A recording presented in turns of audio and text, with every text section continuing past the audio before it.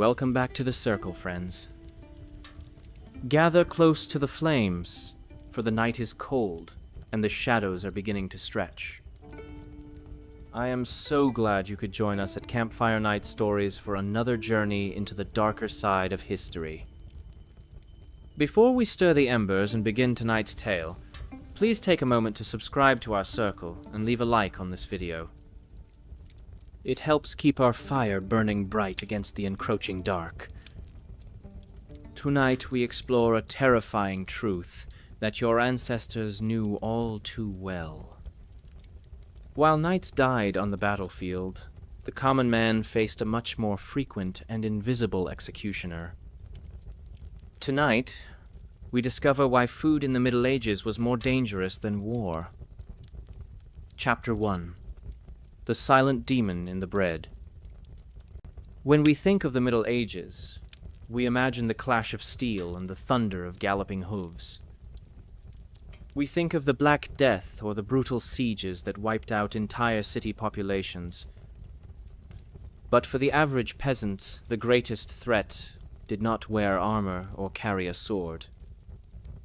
It sat quietly on their wooden table, hidden inside a humble loaf of dark rye bread. In the damp summers of medieval Europe, a silent predator would creep into the fields. A fungus known as ergot would take root in the grain, turning the ears of rye into black, swollen spurs of poison.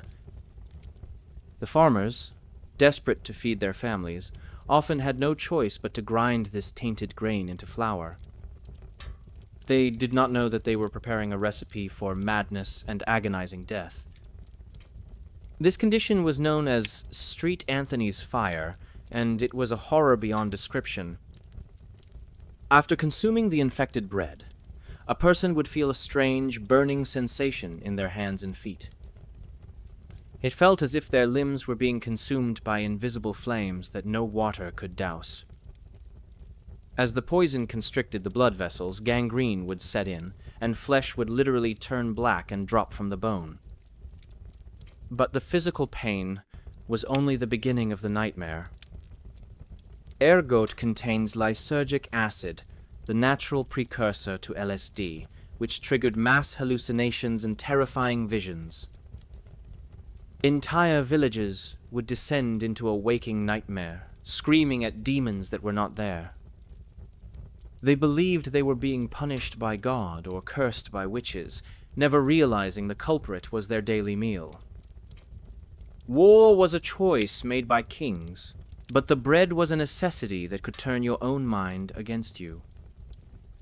Imagine a world where your only source of strength is also a chemical weapon waiting to dissolve your sanity.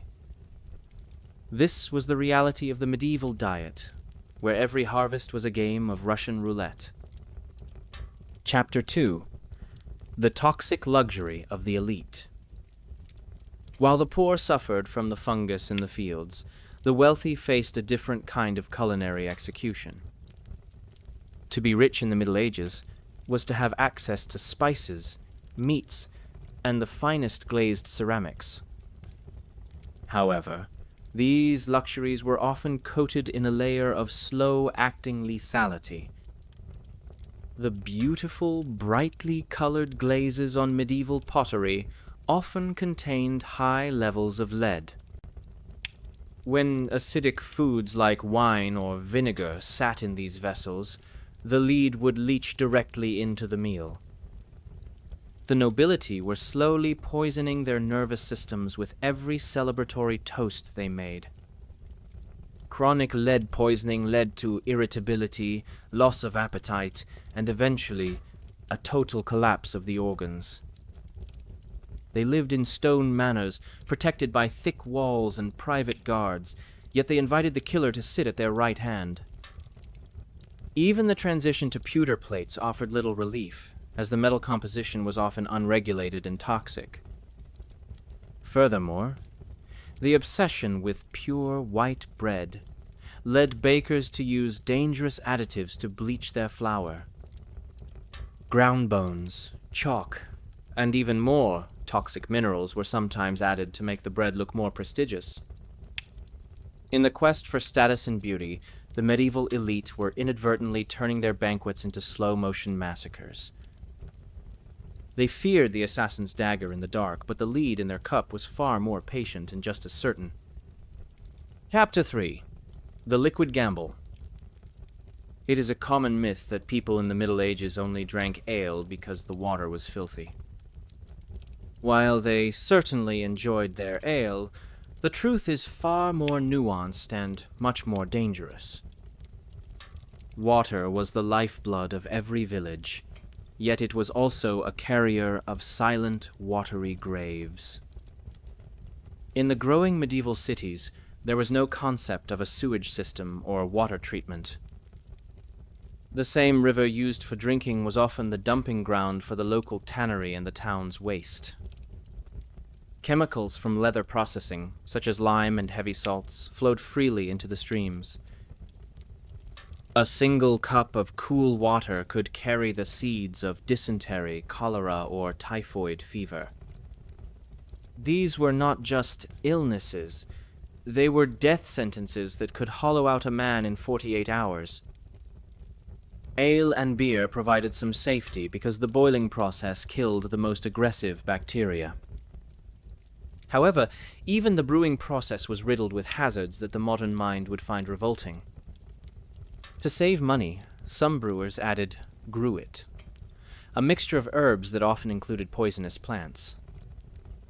Henbane and belladonna were sometimes used to give the ale a more potent kick, leading to heart failure.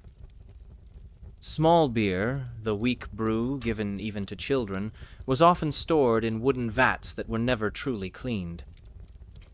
Bacteria would thrive in the porous wood, creating a film of slime that flavored every drop. Thirst was a constant companion in the Middle Ages, but quenching it was an act of bravery. Every time a traveler lowered a bucket into a well, they were betting their life on the clarity of the depths. It was a world where a refreshing drink could be more lethal than an arrow through the chest. Chapter 4.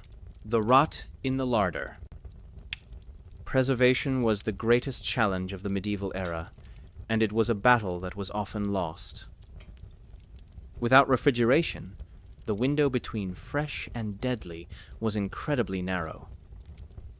Meat was a luxury, but it was a luxury that began to decay the moment the animal was slaughtered. To hide the smell and taste of putrefaction, cooks would use heavy doses of salt and pungent spices. But salt was expensive, and many peasants used low-quality salt mixed with sand and impurities. This meant the meat was never truly cured. It was simply rotting more slowly than usual.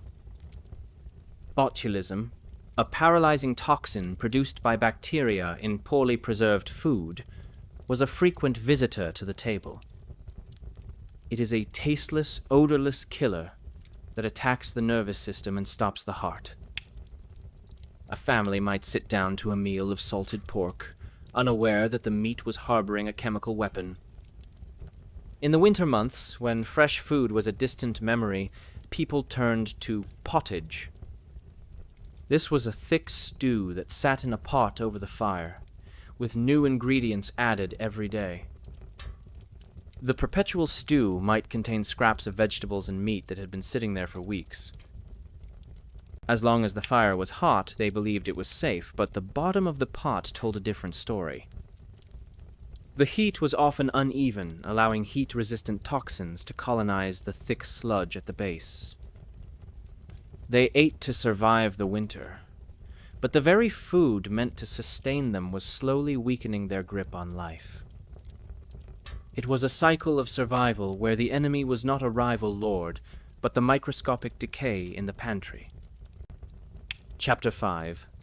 The Great Famine and the Desperation Meals. War is temporary, but the hunger of the Middle Ages was a constant, gnawing presence. When the crops failed due to the Little Ice Age, the definition of food changed in terrifying ways. During the Great Famine of 1315, the desperation reached levels that modern society cannot comprehend. People began to eat things that were never meant to pass human lips. They turned to the leather of their shoes and the thatch from their roofs, boiling them into a tasteless paste. In some regions, reports emerged of people digging up the earth to eat clay and dirt to stop the stomach cramps. This pica behavior led to massive intestinal blockages and agonizing deaths from internal rupture. But the danger went even deeper than the stomach. It reached the very soul of the community. There are chilling accounts of famine cannibalism, where the line between neighbor and meat vanished. When the food runs out, the social contract dissolves, and the hunger turns humans into predators. War kills with a blade, but famine kills by stripping away your humanity before it finally takes your breath. Even when the rains returned and the crops grew, the survivors were left with permanent damage. Stunted growth, weakened hearts, and minds scarred by the memory of what they had to eat to stay alive. The fields were green again, but the ghosts of the hungry dead still haunted every meal. Chapter 6. The Sweet Sting of Death. As the Middle Ages progressed, a new luxury arrived from the East that would change the world forever. Sugar was known as white gold, a spice so expensive that only the highest royalty could afford it. The kings and queens of Europe became obsessed, coating their meat, their wine, and even their fruit in thick syrups. They did not know that they were inviting a slow, corrosive rot into their very bones. In an era before the toothbrush, sugar was a biological weapon that moved with agonizing slowness. Queen Elizabeth I was famously known for her blackened teeth, a result of her extreme sugar consumption. But the rot was not just in the teeth, it was in the blood, leading to rampant diabetes and systemic inflammation. Wealthy lords would suffer from the gout, a disease of kings that felt like their joints were being crushed by red-hot pliers. They believed it was a sign of status, a mark of a life lived in luxury and excess. In reality, it was their body screaming in protest against a diet that was nutritionally bankrupt. Furthermore, to satisfy the demand for sugar, unscrupulous traders would often cut the product. They would mix the precious sugar with white sand, lime, or even ground up marble to increase the weight. The wealthy were paying a fortune to eat minerals that tore through their digestive tracts like glass. In the quest to taste the sweetness of paradise, they were accelerating their journey to the grave. War might take a limb in an instant, but sugar took the body piece by piece, tooth by tooth. Chapter 7. The Alchemist in the Kitchen. In the medieval mind, there was no clear line between cooking, magic, and medicine. The kitchen was often a laboratory where dangerous substances were handled with terrifying ignorance. If a lord felt ill, the physician would often recommend a diet based on the four humors. To balance black bile, or phlegm, they would prescribe foods mixed with heavy metals and toxic herbs. Mercury was often used as a cleansing agent, added to broths to purge the body of evil spirits. The patient would drink the silver liquid, unaware that it was melting their brain and causing their hair to fall out. Arsenic, too, found its way into the kitchen, often used as a tonic in small doses to improve the complexion. It was a common sight to see a cook handling rat poison in the same area where the evening venison was prepared. Cross-contamination was not a theory, it was an everyday occurrence. A knife used to skin a diseased rabbit might be wiped on a dirty cloth and then used to slice the bread. The concept of invisible killers like germs did not exist, so the cook was often an unintentional assassin. They would use copper pots that, when unlined, would react with acidic vegetables to create verdigris. This bright green substance was a potent toxin that caused violent vomiting and liver failure. Every meal was a chemical experiment conducted by people who didn't know the rules of the game. The kitchen was not a place of comfort, but a room filled with bubbling cauldrons of potential tragedy. Chapter 8. The Fasting Fatalities. The church dictated not just how people prayed, but how they ate for nearly half the year. Fast days were frequent, requiring people to abstain from meat, eggs, and dairy for long periods. While this was meant to purify the soul, it often left the body vulnerable to the smallest infection. To replace the protein of meat, people turned to fish, but transport in the Middle Ages was agonizingly slow. By the time the fresh fish reached an inland village, it was often shimmering with a sickly, phosphorescent glow. They would eat the gray, slimy flesh, terrified of the church's wrath if they touched a piece of beef. This led to massive outbreaks of scombroid poisoning and parasitic infections that lived in the gut for decades. Tapeworms could grow to monstrous lengths inside a person, stealing the very nutrients they worked so hard to find. A man could eat a full bowl of porridge and still die of starvation because the beast inside him ate first. These parasites would migrate to the brain, causing seizures and what looked like demonic possession. The village priest would perform an exorcism, never realizing the demon was a worm from an undercooked pike. The ritual of fasting turned the population into a collection of walking skeletons with compromised hearts.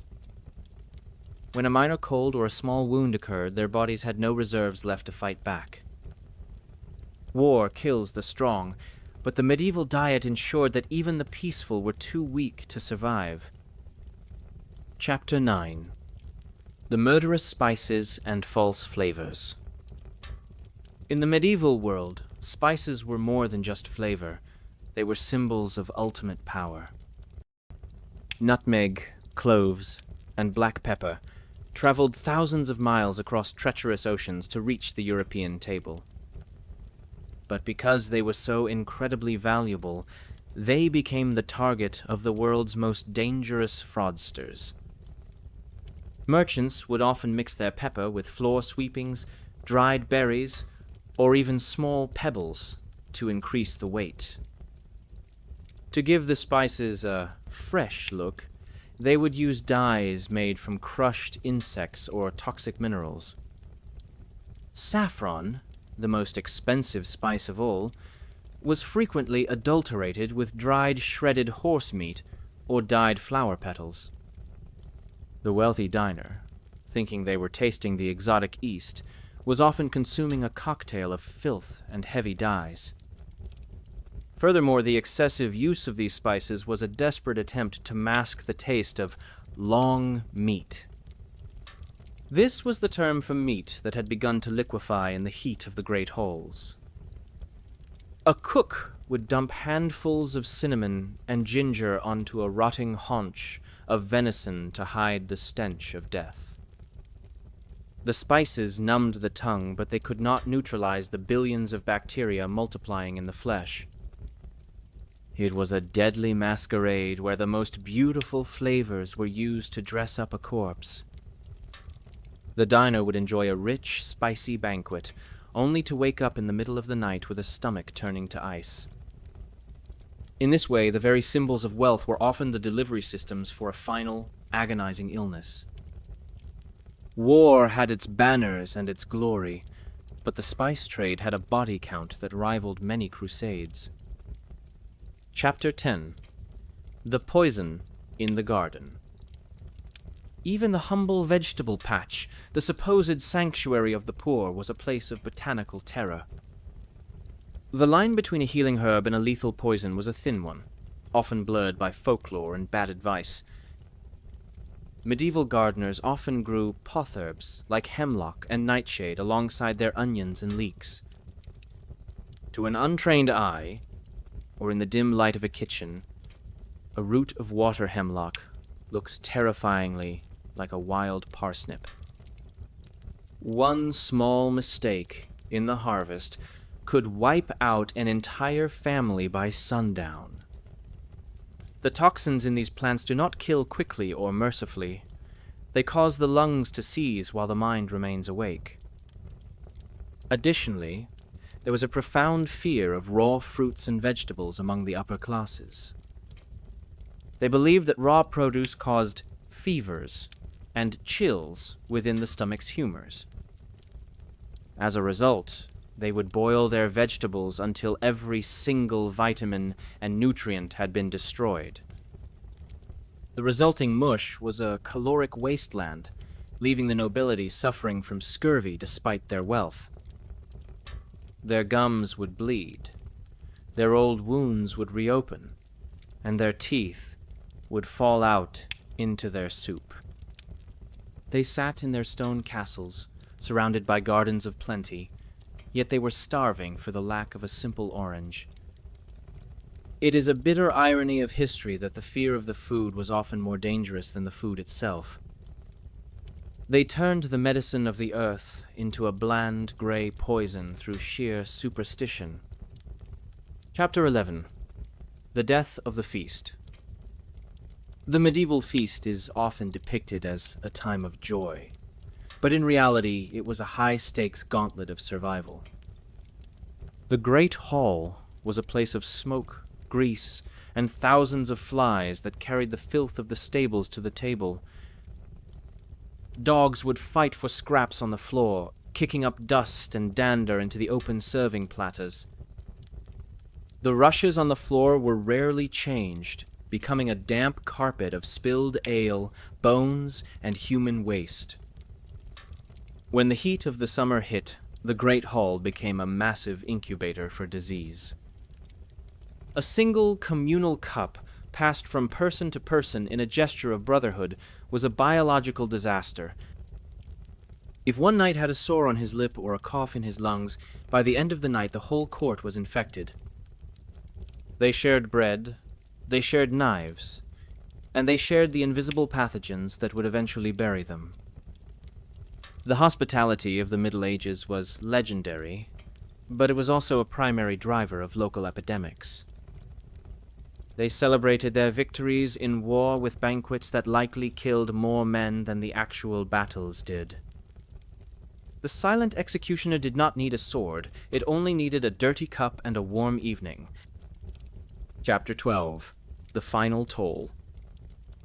As we look back through the smoke of our own fire, we see a world where every bite was a gamble. The medieval person lived in a state of constant, low-level chemical and biological warfare.